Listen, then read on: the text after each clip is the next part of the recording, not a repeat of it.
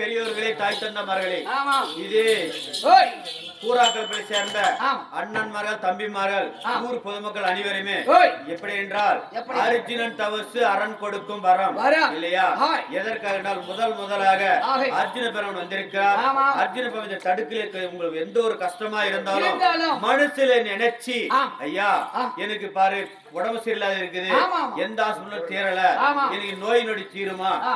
எப்படி ஆ. இந்த நோய் நொடி தீருமா, ஓய். தீருன்னு மனசுல நினைச்சு ஆ. இந்த மயில் பிள்ளைன்னு சொல்லக்கூடிய ஓய்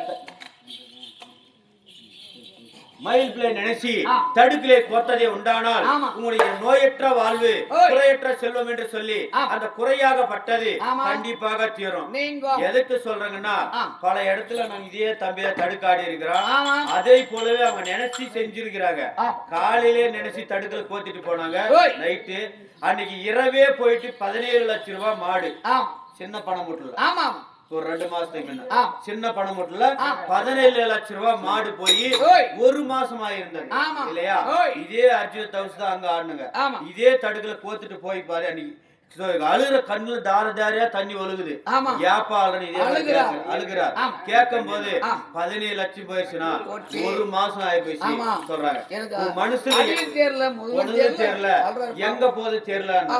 அப்ப நான் சொன்னேன், ஆ. உன் மனசு கஷ்டத்தை நினைச்சு இதே தடுக்கல கோரு, கோருங்க மனசுல என்ன இருக்குது அதை போத்துட்டு போ. ஆமா நாளைக்குள்ள உனக்கு உன் மாடு வந்து சேரும். சேரும். அதை போலவே போலவே அந்த மாடாகப்பட்ட நாங்க சொன்ன வண்ணமாகவே ஓய். அவன் மனசுல நினைச்சு தடுக்கல